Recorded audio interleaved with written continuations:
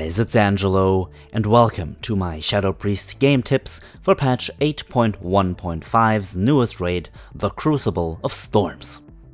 This mid-tier raid includes two bosses, and both of these are actually spot-on perfect for Shadow Priests and offer countless great opportunities to use the spec to the maximum of its capabilities. In this video, I'll share my tips and advice for both bosses in the Crucible of Storms so that you can maximize your DPS and will know how to respond to certain situations.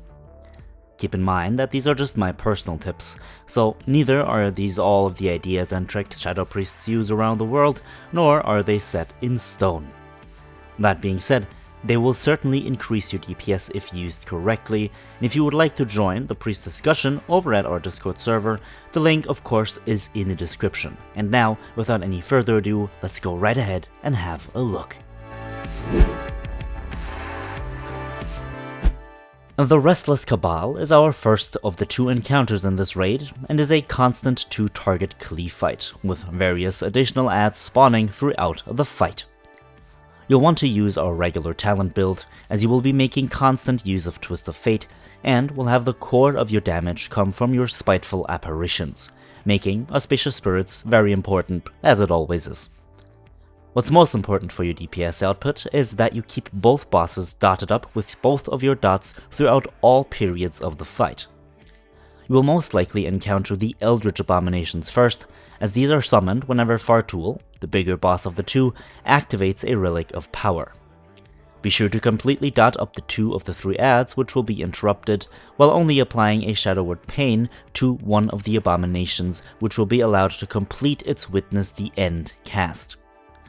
Whenever a Visage from Beyond spawns, the longer living add spawned whenever the skinny boss activates a Relic of Power, be sure to dot it up completely and swap to it in order to get it to 0% health as soon as possible.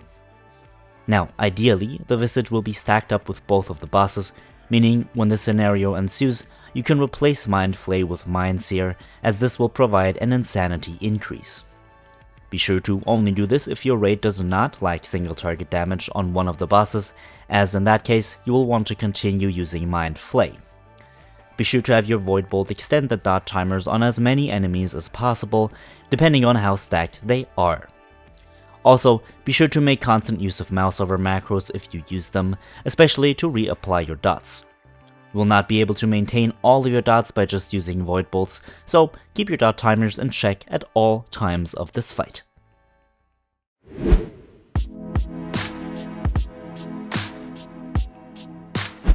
Uu'nat, Harbinger of the Void, is the second and last boss in the Crucible of Storms.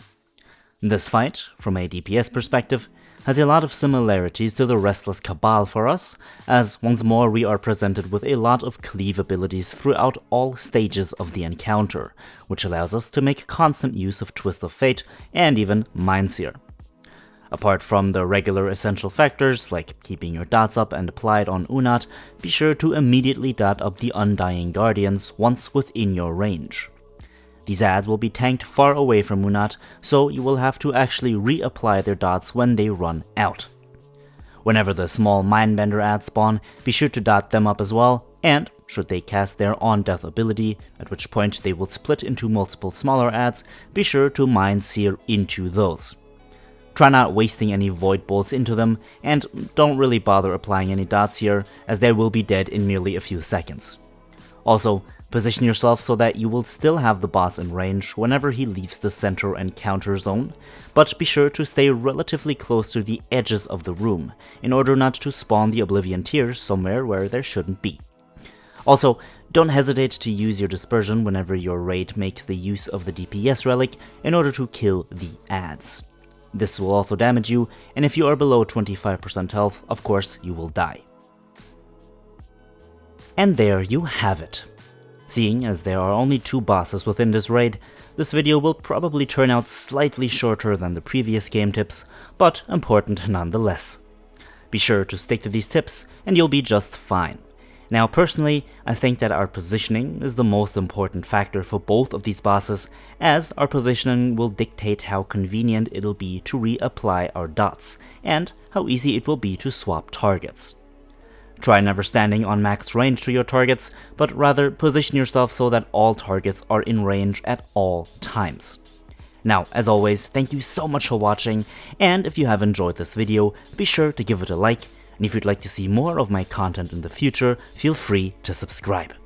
Have a good one, my friends, enjoy the Crucible of Storms, and I will see you all in the next one.